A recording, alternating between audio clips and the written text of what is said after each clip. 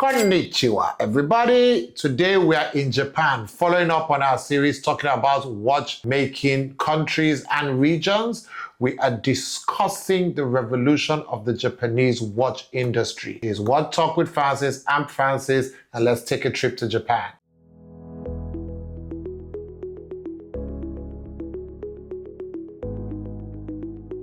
Now, the Japanese watch industry is one of the most fascinating counterpoints to both the Swiss and the German watchmaking industry.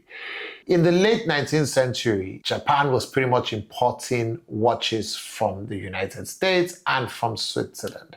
And in 1892, Kintaro Hattori founded the Seiko Sha Company, which is now known and loved today as Seiko.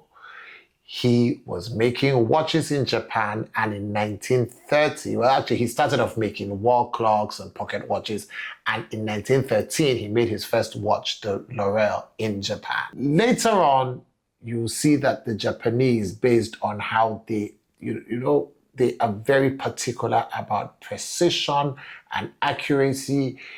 The Japanese watches had started to compete against Swiss watches for chronometer testing competitions, and even up to the 1960s had started to win those competitions.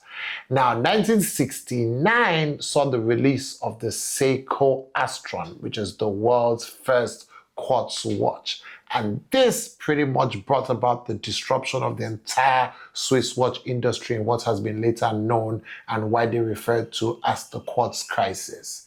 The quartz watches were basically watches that were way more accurate than mechanical watches and powered by battery-operated movements. This was the Japanese pushing technology a bit further into their pursuit of absolute accuracy in telling time. The Japanese were basically known as a quartz powerhouse through the 1960s, 70s, and 80s, but doesn't mean there were not a lot of mechanical watch enthusiasts and watchmakers in the come up slowly in Japan. Seiko launched Grand Seiko, which was an arm making much more expensive watches with pretty much better finishing, and Credo, which is their high horology brand. Now, through the quartz crisis, we had a lot of brands come up, Citizen, Casio, and those became really, really popular because they were selling, more affordable, cheaper alternatives to Swiss watches.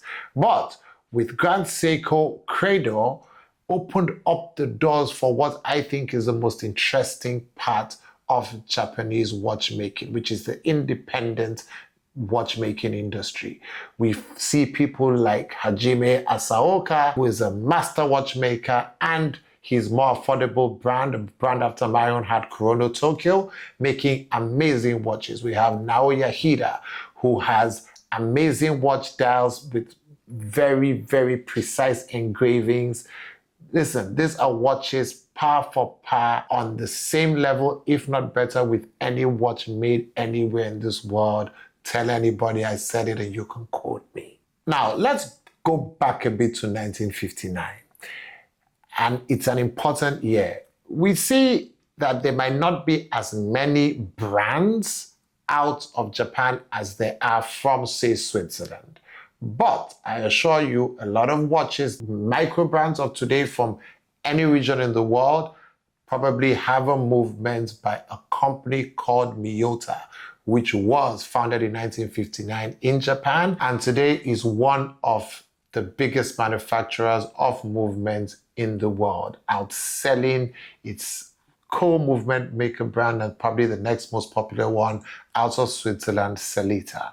A lot of companies, micro brands especially, use Miyota movements because they're more affordable and then they're extremely reliable. So as much as you might not have as many brands coming out of Japan, 100% you have way more movement in the entire ecosystem of the watch world with a Japanese movement in it.